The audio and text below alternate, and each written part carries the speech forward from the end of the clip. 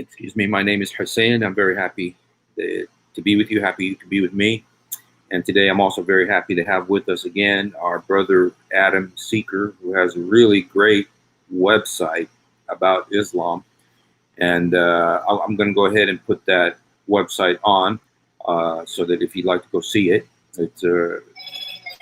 he's got some really very clear teachings about Islam. He came out of Islam. And in fact, he's, because of where he lives, unfortunately, we can't show his face because of the danger. And that's Islam for you. A lot of people, yeah, that's the situation. They can't show their faces because of the threat that Muhammad, we talked about it yesterday. And I'm going to show the video one more time about because of the situation with Muhammad Hijab, who's a Muslim Dawahist, he calls, and he's always preaching it in London at Speaker's Corner. And I don't know if you had a chance to see the video yesterday. I had a chance to see it yesterday. It was with the apostate prophet Abdullah Samir and David Wood. And Muhammad Hijab just sent some disgusting messages. And I mean, it's not just disgusting in terms of it being, very offensive, but it also threatening, because they're talking about the wives of these men. I mean, literally saying just terrible, sexual things. And anyway, because of that, I kind of wanted to show the video one more time just to say this thing isn't over. This thing isn't done. It's still going on. And it's specifically targeted at the apostate prophet, who was a Muslim and became actually an atheist. He's an atheist now. We're praying for him. He'll come to know the Lord Jesus. And but amen. I just want to show this video, and I just would like to get, in light of this again, I hate to keep bringing it up, but unfortunately it's still relevant. And anyway, oh, and by the way, today, I've been doing this live stream for about 2 months now or so, almost on a daily basis on my Facebook page, as well as on my YouTube channel, Miracle Street. And today we hit a milestone. It's my first video. It was the one with Father Zechariah that reached 10,000 views. And so I'm going for 10 million views because want the message of the gospel to get out there. And so thank you for all of you who watched and commented. And so I'm going to go ahead and play this video. We're going to get a comment from our brother Adam, and then we're going to talk about another subject today. We're going to talk about Muhammad and slavery, because there's a big thing in the African American community that that started with Malcolm X and all that. That this the Nation of Islam and the feeling a lot of people had that Islam was the religion of the African American, of the black man, and Christianity is the religion of the white man. Absolutely absurd. But that was a belief among a lot of people. And they also said that Muhammad came to free the slaves. Well, wherever they got that from, that's not what the Quran says, and it's not what the Hadith says. And Adam is he's gonna show you stuff today that's gonna blow your mind. So thank you so much, Adam, for being with us. And let's just comment really quickly on the video, and then jump right into your subject today. So here's the video. Here's what was said yesterday. Okay.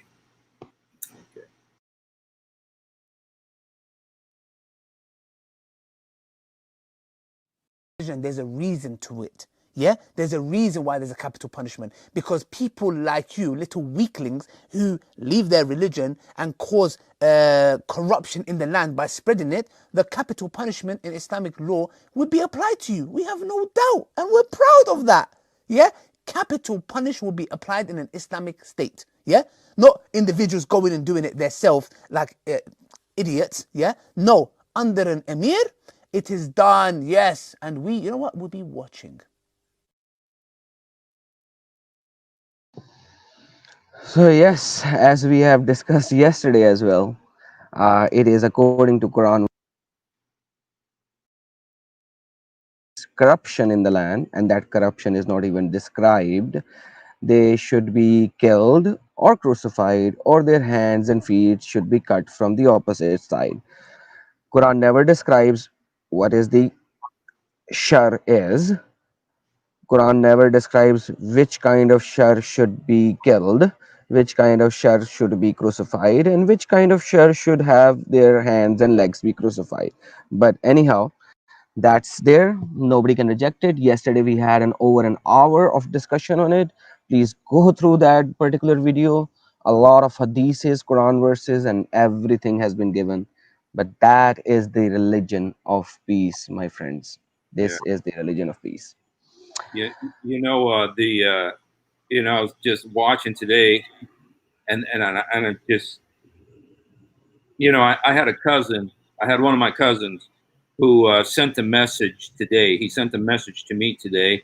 Because I'm almost thinking of changing the name of the live stream to all my cousins, just because so many of my cousins come on and they say things that, of course, blow your mind, and you go, "What?" And this is the message I got today, and I just want to read it, and then I want to, just I'm not sure we want to comment on it, but I just want to say, because I was kind of amazed that people actually still believe this, that this is actually, uh, and I know, like some Americans who watch CNN and MSNBC, they might believe this, or who listen to Linda Sarsour and all of them.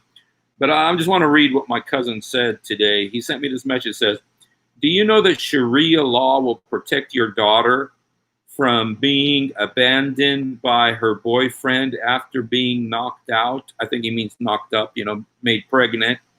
"Do you know that Sharia will give women equal right to a man?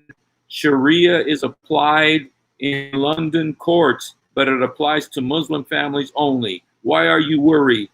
Abandon your hatred. Live your life." So, Steve, let me comment on that a little before you go on. He mentioned women rights per Sharia. Tomorrow, with the grace of God, we will work on that. And I would ask all of your cousins to come online tomorrow, refute what I'm talking about, say that I'm lying. And if anybody wants to come online with me over here, I am willing to have any discussion on women rights. Please bring it on. So, with that being said, uh, today's topic is Muhammad and slavery. Let's have a small prayer before we talk about it. This subject is very critical because a lot of black reverts of Muslim in US, and they claim that Christians started slavery and Christianity is slavery, and the first ship was named Jesus, who brought black slaves from Africa. So yeah, I know. So let's delve into it, and I have some material. So let's pray first. okay. Heavenly Father, thank you so much for this blessed time that you have given us. Allow us to speak the truth and truth only. Let us be wise in your word and give the people the true word that you have given to us, so that they would be delivered from the hellfire, they would be delivered from the darkness to the light. In the name of Jesus, I pray, may the Holy Spirit guide our tongue and bring the light to the people who are in darkness. Amen. So, Steve, if it is possible, can you please bring up the web page and show on the side as well? Okay, So, what I'm going to do is I'm going to actually put your website on the on the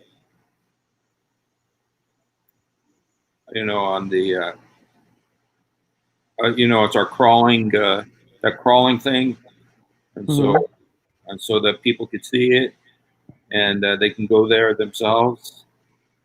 Okay, give the full link of the particular article, Okay. Muhammad and slaves.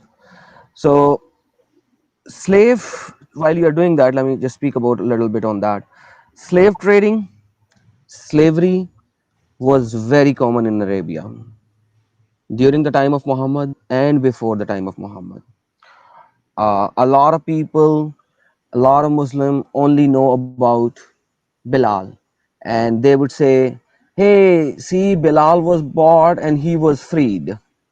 And if we look at Bilal, when he was bought by Abu Bakr on the command of or on the order of Muhammad, Abu Bakr, Bilal was saying to Abu Bakr, what is he saying to Abu Bakr? He's saying, Abu Bakr, if you have bought me for yourself, then keep me for yourself.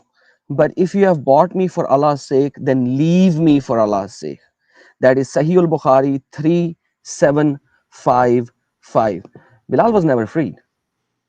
He was brought from one slavery to another slavery. And then we all know the hadiths and the references that we talk that once Muhammad died, Bilal was so sorrowful that he never gave adhan in Masjid al Nabwi. Right? We all know that. Right. I don't. And why did he not do that? He was so happy. He's like, finally, he's gone. I don't have to go wake up early morning and do all the 5 prayers over there. Finally, I have the freedom. And he said, hey, I'm so sad. But anyhow, let's not go into that because this is my word. So let's ignore that my word. It's just, who am I, right? So let's look into hadiths. We have been taught since childhood in our country that Muhammad came to free slaves. Islam came to flee slavery, remove slavery. But did Muhammad had slaves? A lot of people will actually say, no, Muhammad never had slaves. Muhammad actually freed all slaves. Let's see. Muhammad had a slave who was actually his camel driver. It is Sahih al-Bukhari 6161. You can go and read it in sunnah.com as well. You can go to my website. All the references are there. Narrated by Anas bin Malik, he's a very known Sure. Sahabi. Allah Apostle was on a journey and he had a black slave called Anjasha, and he was driving his camel on which Aisha was riding. Muhammad had a black slave at home as well. And what was he doing? Narrated by Umar in Sahih al-Bukhari 7263. Umar, the Caliph, you know that. I came and behold, Allah's messenger was staying on a mashruba attic room, and a black slave of Allah's messenger was at the top its stair. Like that's how it is written. So I'm just reading it as is because it's a copy paste from sunnah.com. It said to him, tell the prophet that there is Umar bin al-Khattab asking permission to enter. So Muhammad had a slave in his house who was doing his chores. How did Muhammad get slaves? He bought them, he traded them, and he actually received them as gift as well. We can look at it as Sahih al-Bukhari 6707. It is narrated, we went out in the company of Allah's messenger on the day of Khaybar, and we did not get any gold or silver as war booty, but we got property in form of things and clothes. Then a man called Rafi'a from the tribe of Bine Abdur something presented a slave named Mediam to Allah's apostle. So Allah's apostle received slaves as gift as well.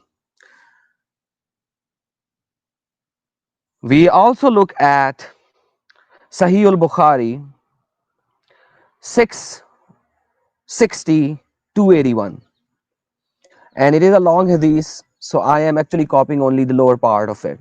She replied, yes, by Allah, I returned to my house astonished that I did not know for what purpose I had gone out. Then I became sick. with fever in brackets, so it's not in Arabic, and said to Allah's apostle, "Send me to my father's home." So he sent a slave with me, and when I entered the house, I found. So basically, Muhammad sent his wife Aisha with a slave who escorted her to his home, to his father's home. We can actually see in Sunan ibn Dawood, hadith number 332, Muhammad had a slave girl at her home, at his home. Then I came to Messenger of Allah. He said, "O Abu Dahar." I kept silence. He then said, "May your mother bereave you, Abu Dahar. Woe be to your mother." He then called a black slave girl for me, and she brought a vessel with containing water. So he had a black slave girl. Previously, we saw he has a black slave boy or man or whatever. Now he had a black slave girl as well in his house. Muhammad's tailor was also a slave. We have seen multiple narrations by Muslim scholars saying Muhammad used to stitch his own clothes, stitch his own shoes. Let's see what the hadiths are saying. Sahih al Bukhari 5433, narrated by Anas. Allah Messenger went to his slave tailor and he was offered a dish of ground of which he started eating. Allah Apostle went where? He went to his slave tailor. And then comes slave trading. Muhammad by himself traded slaves. That is Sahih Muslim 1602, or we can see book number 10, hadith number 3901. There came a slave and pledged allegiance to Allah's apostle. He, the prophet, did not know that he was a slave and he accepted his allegiance. Then there came his master and demanded him back. Whereupon Allah's apostle said, "Sell him to me." Now imagine, sell him to me. I am fine with selling to apostle because maybe he wanted to free him, but look what's happening. And he bought him for 2 black slaves, and he did not afterwards take an allegiance from anyone. So Muhammad had so many slaves, he traded slaves like cows and sheep. So he bought one slave for 2 slaves because he never knew about it.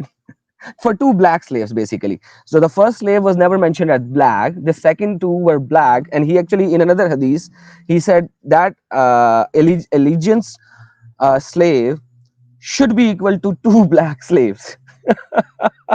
Oh my goodness. We can actually see in Sunan Ibn Majah, volume 3, book number 19, hadith number 2517.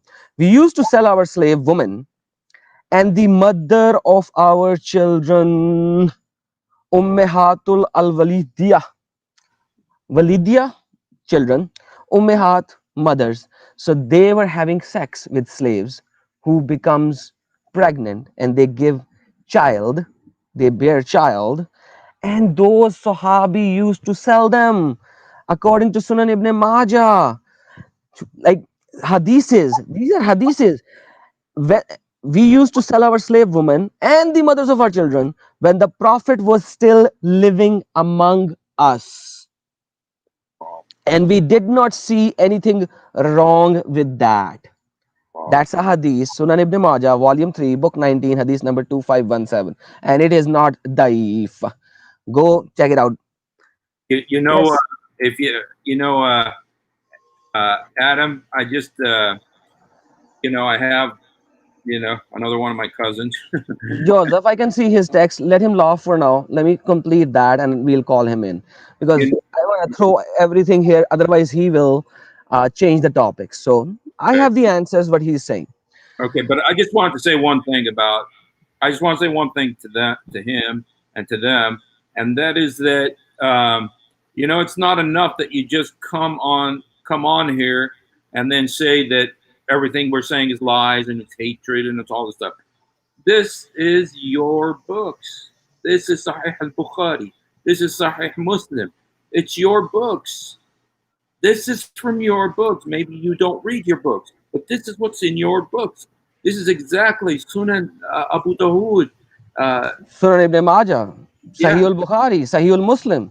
these are the highest level of hadith from your prophet. How can you say that this is not uh, that this is just, that we're making this up or something.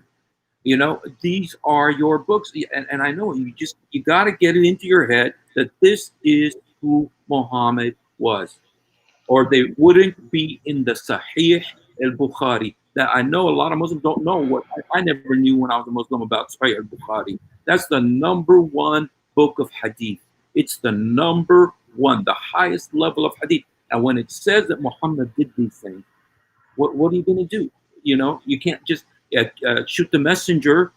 This is in your books. Go burn your book if you don't like it. So anyway, Yeah, so let's add to this one. If you do not follow the hadiths and the seerah of Muhammad, you can't even offer salah. Full stop.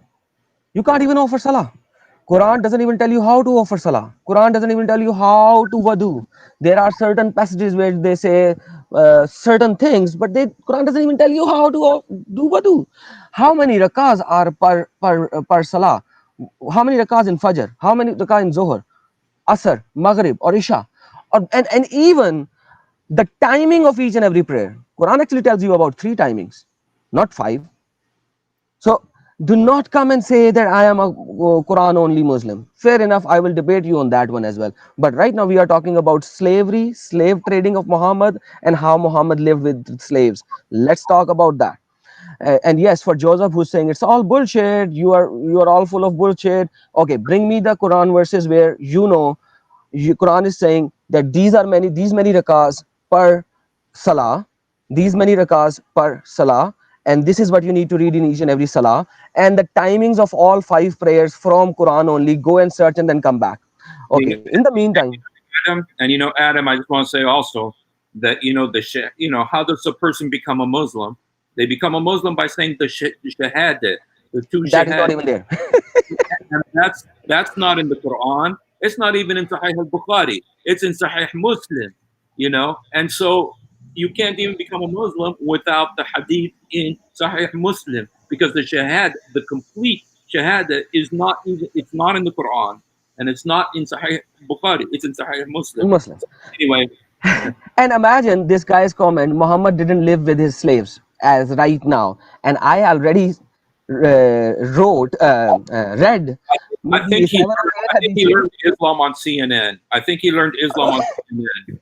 I don't know where he's getting from Islam from, but like I just read like 7 8 hadiths already, and he's saying Muhammad never lived with slaves. Okay, fair enough. Say that all of these people were liar and they will burn in hell. Say it.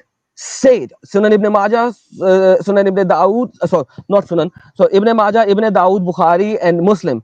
And they will all burn in hell. And Muhammad never lived with slaves. They were liars, deceivers, just like Khairul Makarin that they follow. Anyhow, going back to the next one, Muhammad cancelled freeing of slaves and sold the slaves. This is very important. So you say Muhammad said free slaves. Look at the hadith, what is saying.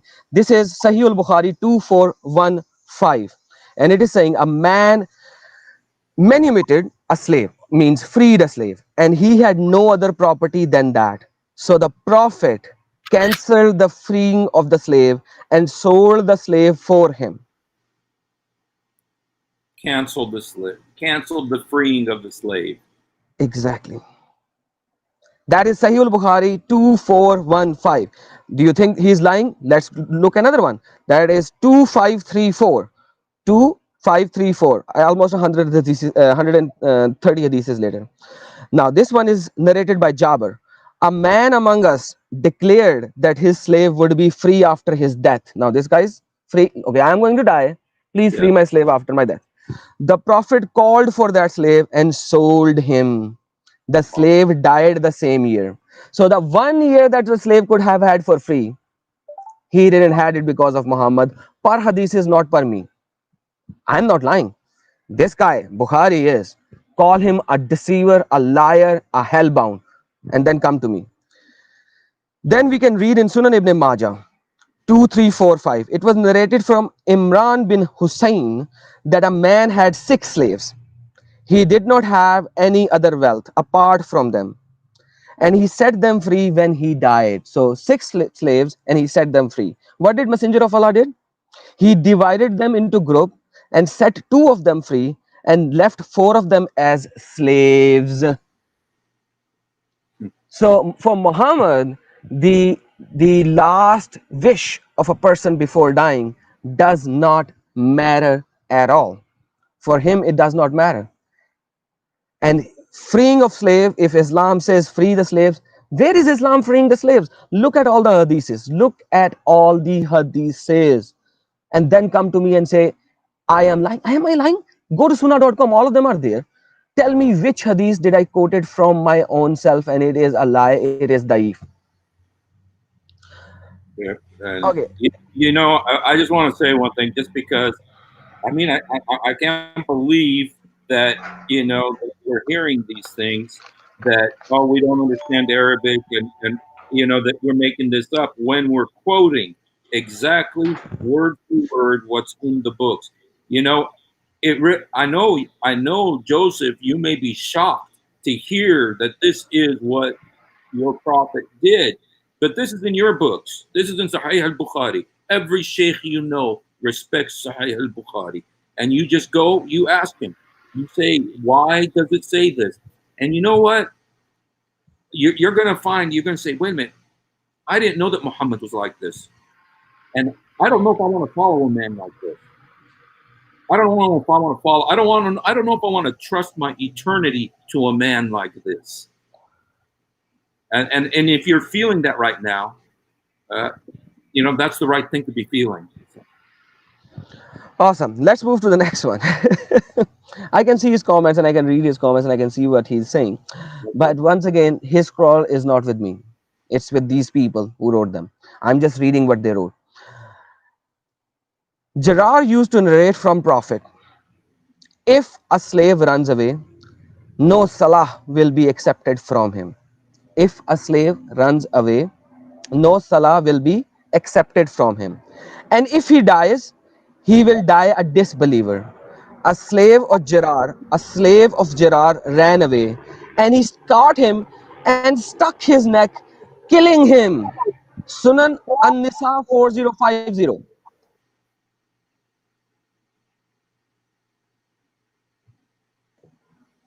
What did he do? He killed the slave because he ran away. Look at another one. Slave as blood money by Muhammad. Yahya related to me from Malik, from Ibn Shabab, from Abu Salama, Ibn Abdul Rahman, Ibn Awaf, from Abu Huraira, that a woman from a tribe threw a stone at a woman from the same tribe and she had a miscarriage. So the two women are fighting. One threw a stone to the other one. She had a miscarriage. The messenger of Allah, may Allah bless him and grant him peace, gave a judgment that a slave or a slave girl of a fair complexion, not a black, and an excellence should be given to her as a compensation of blood money. Oh, Once again, let's see what Muhammad is teaching his actual family. Muhammad is saying,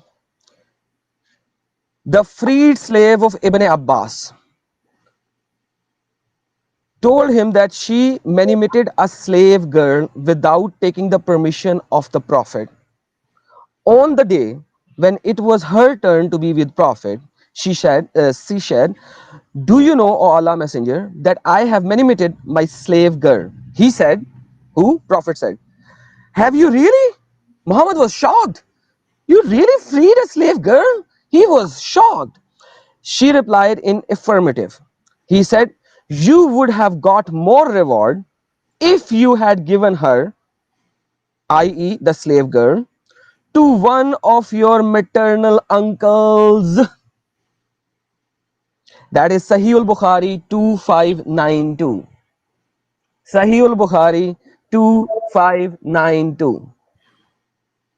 Prophet is saying, really? Seriously you did that? You would have got more reward if you would have given this slave girl to one of your maternal uncles. wow.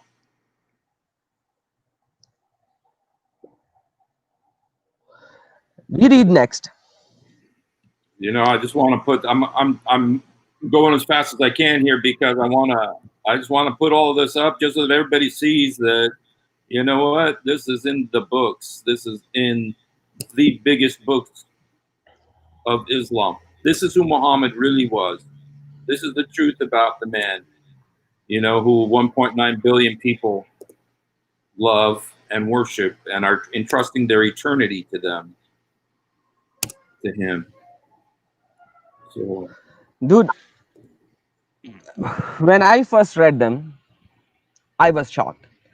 And they are there. Like I told you, I think previously as well, when it comes to Bukhari, we have another book of Bukhari which is called Majmu' al Bukhari, the collection of Bukhari. And this is just one book instead of like 12 or 14 or 16 books. And they have all the good ones. Bukhari collected what, like 40,000 to 50,000 hadiths, out of which he actually pronounced Sahih to what, 7,000 something. What happened to the rest of them? He threw it away. He said they are daif. These are the 7,000 hadiths, which are like less than 10% or something, 20% of the total collection. What are these? These are Sahih, most authentic. Another hadith is narrated by Anas bin Malik, and it is about uh, Khaybar, when they, and everyone knows about Safiya, so they will relate to it. So they won the Khaybar. When we approach near to a nation, the most unfortunate is the mourning of those who have been warned. The people came out into the streets saying, Muhammad and his army. Allah Messenger vanquished them by force, and their warriors were killed. The children and women were taken as captive. Safiya was taken by Dahya, and later she belonged to Allah's apostle who got married with her. So you kill Safiya's father or uncle or husband. Basically, if you read Tirmidhi, his husband was tortured to death. I will open that topic some other day. It is not in Sahih al-Bukhari, so a lot of people will actually have say, yeah, you are lying, this is not Sahih, this is not Sahih. Fair enough, I won't even go there. But anyhow, we from Sahih al-Bukhari 947, or you can actually read in volume 2 book number 14 hadith 48. He killed all the men, and the children and women were taken captive. Then he actually gave Safiya to somebody who is Dahiya, and then he actually married him. Why? There is another hadith for that. We will look into that as well. Muhammad giving away slaves like carrots. Now look at this one. Anas, captives were gathered at Khabar. Dahya came out, like this is the continuation of the previous one. Dahya came out and said, Apostle of Allah, give me a slave girl from the captives. He said, go and take any slave girl. Muhammad said, go and take any slave girl. He took Safiya, the daughter of Huyaya. A man then came to Prophet and said, you gave Safiya, the daughter of Huyaya, to the chief lady of the tribe and all that? This is according to the version of Yaqub. Then the agreed version goes that she is worthy of you. He called the guy and he said, give him back and take any other girl. And then he married her. And the marriage also is, if you look at hadith, it is like Muhammad is actually having a sex with her, and the next day people are saying, is he the slave of Muhammad or is she the married of Muhammad? And the people said, if Muhammad will actually make her do hijab, then she is the wife, otherwise she is the slave. All of these things are narrated there. Go read them, man, go read them. Any other hadith that I was mentioning was Sunan Abi Dawood 2998. We can actually read it again. Another one. When Allah Apostle invaded Khabar, we offered the Fajr prayer there yearly in the morning. When it was still dark, the Prophet rode, Abu Taha rode to, and etc. etc. etc. The Prophet passed through the to the lanes of Khyber quickly. My knees were touching the thighs of the Prophet. He uncovered his thigh. I saw the whiteness of his thighs of the Prophet. When he entered the town, he said, Allahu Akbar, Khyber is ruined. Whenever we approach near a hostile nation to fight an evil, we will be mourning of those who have been warned. He repeated these thrice. The people came out of their jobs, etc. etc.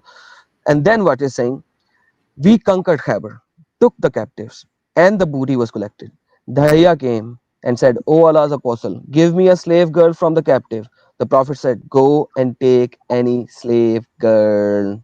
And then these go on and on for what I have already explained previously. And it is Sahih al-Bukhari, volume 1, book of prayer, 8, hadith number 367, or you can search on Google with Sahih al-Bukhari 371. So these are three hadiths which are correlated to the same particular instance. You can actually find many more for that. Muhammad was enjoying with Aisha watching slaves. Now that is also in Sahih al-Bukhari, hadith number 987. On the day of Mina, 11th, 12th and 3rd of Dhul Hajjah, Abu Bakr came to her while two young girls were what? Beating some instrument, and Prophet was laying covered with his clothes. Abu Bakr strolled them, and the Prophet uncovered his face and said to Abu Bakr, "Leave them, for these days are the days of Ida and days of Mina." Aisha further said, "Once the Prophet was screening me, and I was watching the display of black slaves inside the mosque, and Umar scrolled them. The Prophet said, 'Leave them.'" Inside the mosque. Wow. Watching what? Display of slaves. Display of black slaves. Am I saying that? Or Aisha is saying that?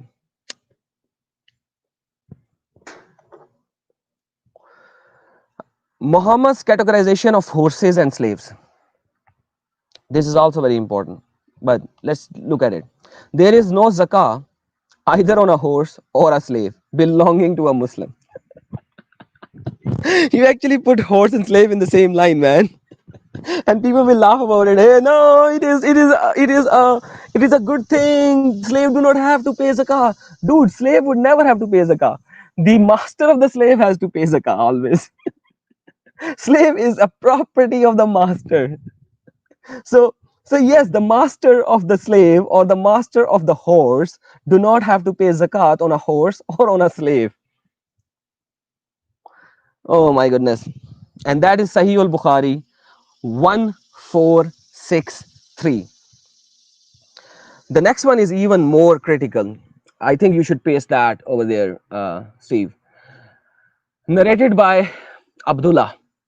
The Prophet said, "None of you should flog his wife," means beat his wife, flog his wife with a stick or whatever, "as he flogs a slave." As he flogs what? A slave. And then have sexual intercourse with her in the last part of the day. That is Sahih al-Bukhari 5204. Sahih al-Bukhari 5204. I'm not saying that, man. These are your books.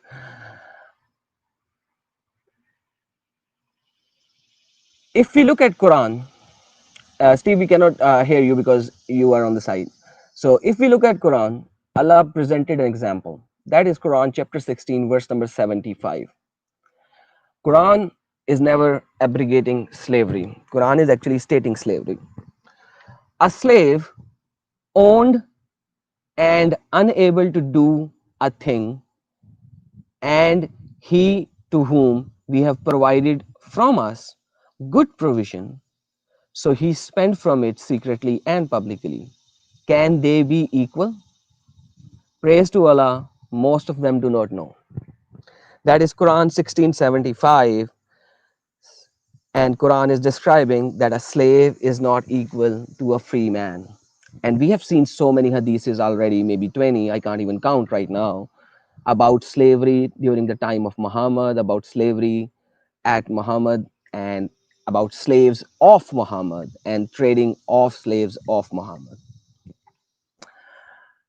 We can actually look at the context, because yes, somebody will start shouting, "Ah, no, no, look at the context, look at the context, look at the context."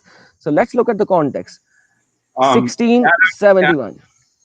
Adam, I just wanted to, I was really wanting to put up this particular verse, which you talked about and which you mentioned, but it took me a while to get it off. because I want people to see it. I want people to see that this is in Muhammad said this.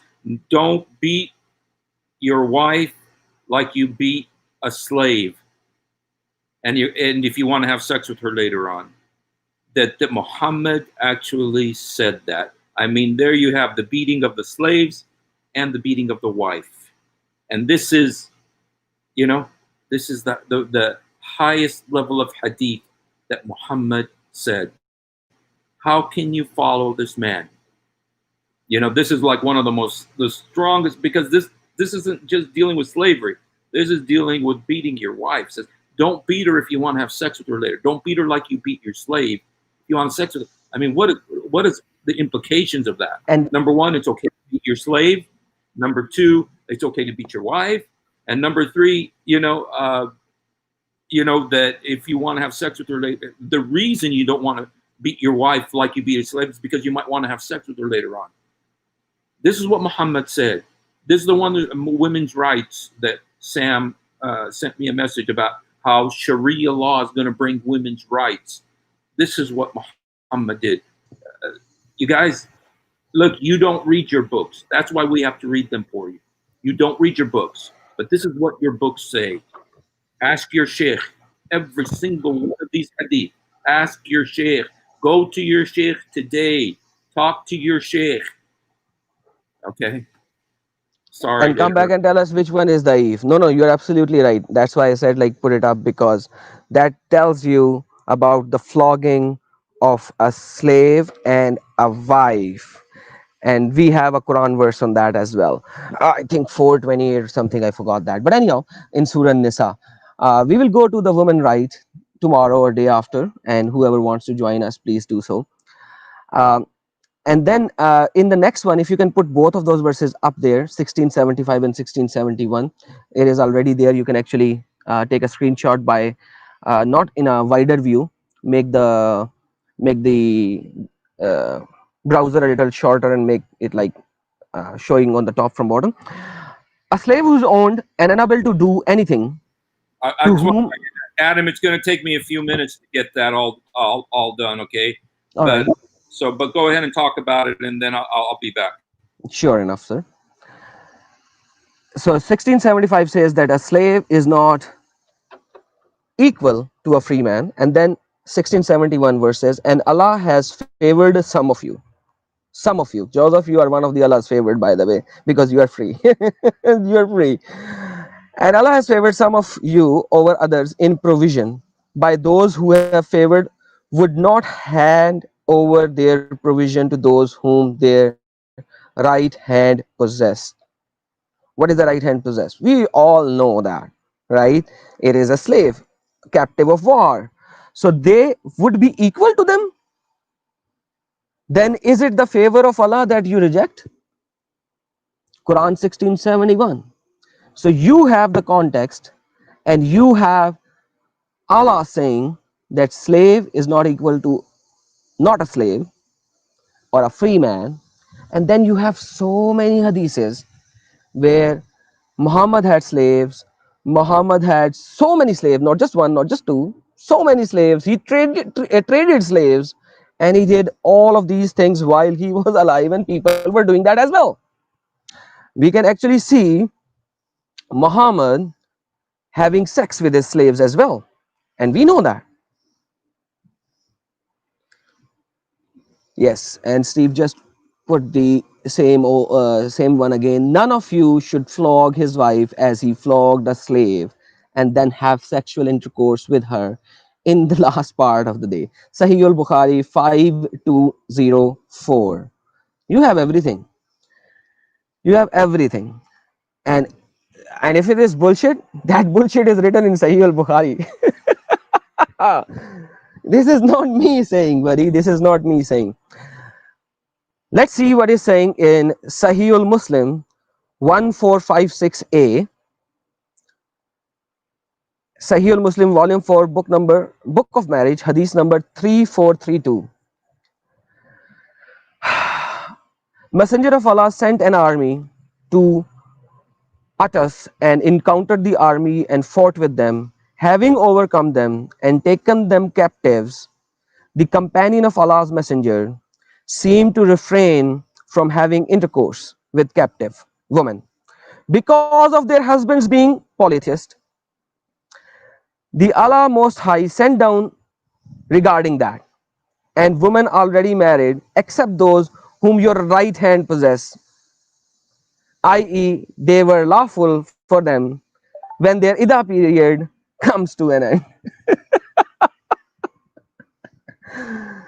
Let's correlate it with another one. Sahihul Muslim 1439. Jabir reported that a man came to Allah Messenger and said, I have a slave girl who is our servant. So slave girl is working in his home. And she carries water for us, and I have intercourse with her. So suddenly one day he became horny, he had intercourse with her. But I do not want her to conceive. He said, practice azal, if you so like, but what is decree from for her will come to her.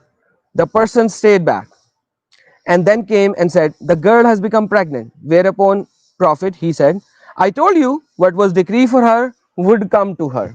That is Sahih Muslim 1439. And here goes your sex with slaves. Sex with hummus. You know what hummus is. Hummus is 1/5 or 20% of the portion for the state. This is Sahih al-Bukhari 4350. Prophet sent Ali to bring hummus from the booty.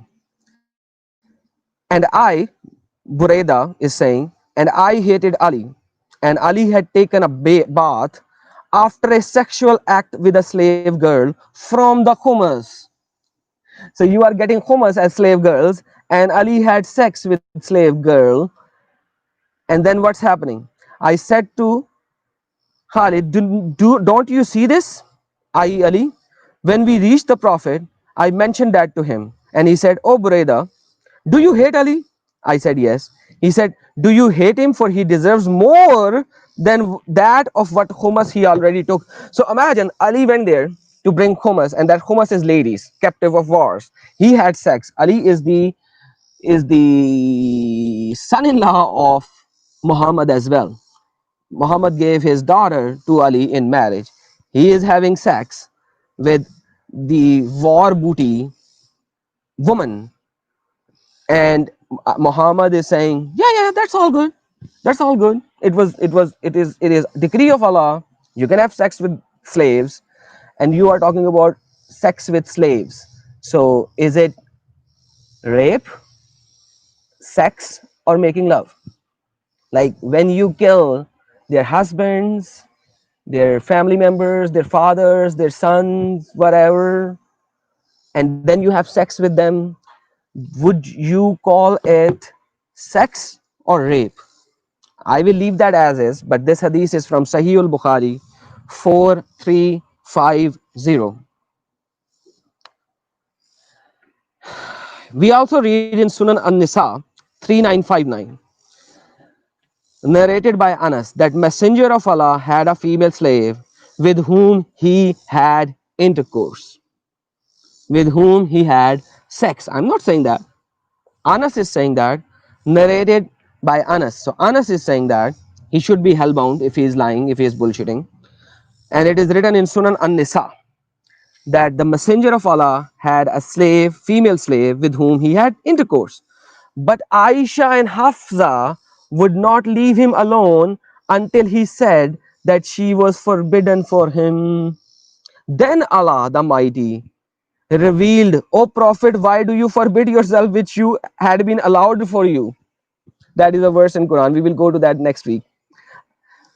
Anyhow, reference, let's look at the reference. This is actually Quran 66:1. O Prophet, why do you prohibit yourself what Allah has made lawful for you, seeking the approval of your wives? And Allah is forgiving and merciful. We have a hadith. Now look at Jalalain, who actually did the tafsir for that as well. O Prophet, why do you prohibit what God has made lawful for you in terms of your Coptic handmaiden, Maria, when he laid with her in the house of Hafsa, who had been away, but upon returning and finding out, becoming very upset. But the fact that This has been taken place in her own house and on her own bed by saying she is unlawful for me. I'm not saying that. Seriously. Please look at your own writers, authors, pronounce them as daif, tell them that they are liars, say that they are hellbound, they are wrong. You don't have a fight with us. You have a fight with your writers, your scholars, your Quran, your hadiths. All of them are fighting you. And you are still saying, I'm a Muslim, I believe in Quran. Quran is saying it, hadiths are saying it, tafsirs are saying it. They are the liars. Please go to them. We actually look in another verse of Quran, Quran 33:50. The first part of it says, O Prophet, indeed, we had made lawful to you your wives to whom you have given their due compensation, and those that your right hand possesses from what Allah has returned to you of captive. So there is a verse in Quran where Allah is directly talking to Muhammad, O Prophet, indeed we have made lawful to you your wives to whom you have given their due compensation, and those your right hand possess. Then we see in hadiths Muhammad is having sex with female slaves according to Anas, who narrated it. It is in Sunan an-Nisa and it is Sahih. And we see in Quran and the tafsir where Allah is again saying, O Prophet, why do you prohibit yourself what Allah has made lawful to you, seeking the approval of your wives, when the wives are saying, do not do it, you have 11 of us. You have already 11 of us. Why are you having sex with a slave? Do not do that, especially on my own bed when I'm actually away. Please do not do that. And Muhammad finally said, okay, I won't do it. I promise I won't do it. And then this verse comes up and Muhammad says, Allah is saying that, oh Prophet, why do you prohibit yourself what Allah has made lawful to you, seeking the approval of your wife? And the next verse is even more disturbing when Allah is saying, O ladies, O Muhammad's wives, the two of you, Allah and his angels and all the Muslimin and Muhammad will fight with you if you do not stop fighting with Muhammad on this. Man, what is left? Adam, I just want to say that because this story is about the Maria the Copt. Maria the Coptia was a gift. She was a gift to Muhammad from the king, of Egypt. And he sent this gift, this Christian girl, Maria the Copt. And then Muhammad, one day, he said to Hafsa, she's the daughter of Umar bin Umar bin Khattab, and he said to her, honey, you haven't seen your dad in a long time. You miss your dad. You should go see your dad and take care of your dad. And just see how he's doing, because I'm sure he misses you, honey. And so he told that to Hafsa, and so Hafsa said, okay, honey, I'm gonna go see my daddy. And then so she was on her way out to go see her dad, and she's walking, going on her way there, and then she said, oh, I think that was kind of strange. So she goes back, and then she finds him on the bed with Maria. And then he swears, I swear I'm not going to do it again, but please don't tell Aisha, because he was scared of Aisha. And so, but then the women did a strike. His wives did a strike. And so he went to the mosque, and he was away from them in the mosque, prohibiting himself from sex and everything. And then the verse came, and so just to show you how these. And the addition to that is that Aisha actually came back and said, oh Muhammad, your Allah is very fast in responding to your desires. But Aisha was smart, man. She had her finger on the pulse. She knew what was going on, but it benefited her to continue playing this game. So it's not about benefit. She was kid. She was 9. She was 9 when she got married. And Muhammad stayed with her for what, 8 years or 9 years, if I'm not mistaken. Right. So she was like what, 18, 15, 16. yeah. And like, yeah, 15, 16 when this thing is happening. Like, what can she do when Muhammad has all his mob followers and he's saying, Allah will be against you. All the angels will be against you. And Allah and angel you can't even see. So if they are against you, so be it. So hence he said, all the Muslimin will be against you as well. Yeah, it's and that's Quran verse, not me. Yeah, the verse we showed is from the Quran. Allah came to him and said, "Hey, how dare you keep from yourself that which is permissible to you?" And you know, I've heard sheikhs using this. You know, saying if Allah makes it permissible, how can we prohibit it? You know. Exactly. Anyway.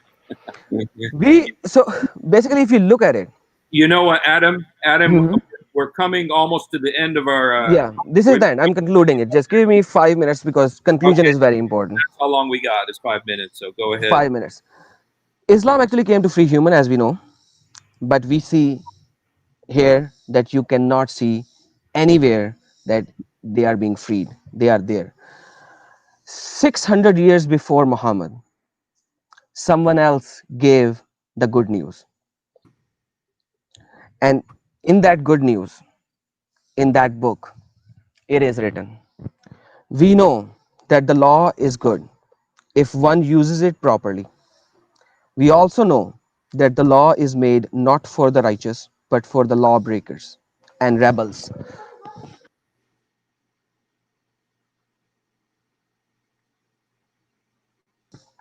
I'm sorry about that. Let me repeat. We know that the law is good if one used it properly. We also know that the law is made not for the righteous, but for the lawbreakers and rebels, the ungodly and sinful, the unholy and irrational, for those who kill their fathers or mothers, for murderers, for sexual immorals, for those who practice homosexuality, for for sexual immorals, and liars and perjurers, and for whatever else is in contrary to the sound doctrine that conforms to the gospel concerning the glory of the blessed God, which he entrusted to me. That is First Timothy 1, chapter 1, 1 Timothy chapter 1, verse number 8 to 11. This is the sound doctrine that has been given to us by our Lord Jesus Christ. He already described sexual immoralities is sin, it's bad. Slave trading is sin, it's bad. Do not do that. Killing a human is bad. Love your enemy. Love your enemy. That's what he said. He actually described each and everything. The good holy book, the word of God, the moral word of God, you have all there by Jesus, explained by so many apostles. If Muhammad comes 600 years later, and you say that was a primitive time and that's why slavery was there, then why did somebody who came 600 years before Muhammad, and you say he was only a prophet, he, okay, he was only, I just putting only, even that the only is not in Quran, he was only a prophet, assume that, then he actually forbade that. He actually said they are, that's wrong, that's bad, slave traders are sinners, slave traders are sinners, sexual immorals are sinners. We see Muhammad practicing all of these things, sexual immoralities, which he actually saved himself by giving Quranic verses, like defended himself by giving Quranic verses. Slave trading he has been doing, sexual immoralities with slaves, raping women. I would call, if those women who are slaved, captive of wars, and you're having sex with them, that's rape. And we have already been given the true word of God, and that's where I would end. Oh, it was so painful. It was so painful today. Uh, it's so painful to see the reaction, just because. And I know you understand this because you're from the same situation, same background that I am, and to just see when the eyes start to open, they say, "Wait a minute, this isn't the man I'm following. He fed the cat. He fed a cat. You know, he helped that Jewish person who was throwing trash in front of his house, and this is, and to hear that he did these things, and I just want to say I always say this, beloved Muslims, we love you, I love you, and I know Adam loves you. And that's why we're doing this, because we want you to see the truth before it's too late. Before it's too late. Jesus is coming back. He can come back today. And if you don't get this right, you're going to go to hell. You're going to go to hell. If you don't get this right, you're going to go to hell. You have to be right about Jesus Christ. He's the only way. He will save you. He loves you. He died for you. And the devil has been lying to you your whole life. And who has been lying? Who's the man that you're following? It's this man who did these things that you can't believe. You can't believe. You're saying we're making it up because you can't believe this is in your book. Sahih al-Bukhari, Sahih Muslim, Sunan Abu Dawud, Sunan Tirmidhi, and the other ones that he these are all Sahih, the authentic quotes of Muhammad. You have to deal with it. You have to face it. And you have to make a decision today. You have to follow Jesus. You have to say, dear God, help me. Don't let me go to hell following a man who did these things. Have I been lied to all my life?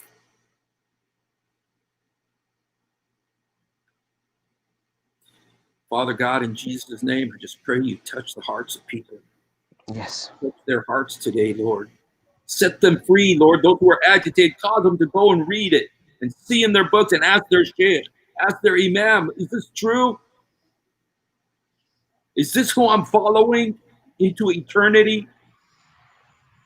The one who said, chapter 46, verse 9 of the Quran, 46:9 of the Quran, that he doesn't even know if he's going to heaven. And you're following him. Listen, we love you. I love you. Amen. Just if you want to, just say this prayer with me. If you're a Muslim, just say this prayer with me. Just say, dear Dear God, Muslim. say, Jesus, help me. Jesus, help me. Jesus, forgive me. Jesus, come into my heart. Jesus, help me. Jesus, forgive me. Jesus, come into my heart. He loves you and he will come. And when he comes, there's another 5 words you can, use your 5 fingers and say, I will never leave you. When he comes into your heart, he says, I will never leave you. You'll have a friend who'll be with you forever. I love you. Yes. Adam. As Jesus said, for the wages of sin is death, but the gift of God is eternal life in Christ Jesus our Lord. He is Lord. And he said for these unbelievers, he said to Pharisees, he said, do you think it is easier to say, get up and walk, to a man who was paralyzed since his childhood? He is saying to them, is it easier for me, somebody to say to a paralyzed man, get up and walk, or saying your sins has been forgiven? He can forgive our sins. He had all the authority of this world and the world next has been given to him, or every knee shall bow. Thank you so much, Father, that you have given us this time to show the deception and lies of the scholars of Islam, that they do not show what is written in their own books, and they deceive the people as their God is Khairul Makarin, the best of all deceivers. Lord, get these deceived people out of the deception of Allah. Bring them to light. Show them the truth. And Jesus is the truth and the light and the life. Lord, thank you so much for this blessed time. Holy Spirit, thank you so much for giving us the right words to speak at this time. In Jesus' name, I thank you and pray for each and every member who is listening, watching, and commenting. Amen. Brother, thank you so much. I'm literally, I'm overwhelmed. I'm overwhelmed by just hearing those things again and then seeing the reaction and just, I know God's going to use it. So thank you so much for being with me, and hopefully we'll be together again soon. And for everybody who's with us, we love you. And if you have any questions or comments, write it in the comments. And Amen. and And next one we will do is rights of women, because these guys have claimed so much. We will do rights of women, and I welcome everyone who would like to come and join us on that topic. We will actually spare some time in the end. Next time, we will actually calculate the time, and we will spare some time for these people to come in and comment. Thank you so much, Steve. all right. Praise God God. bless you, brother, and God bless all of you.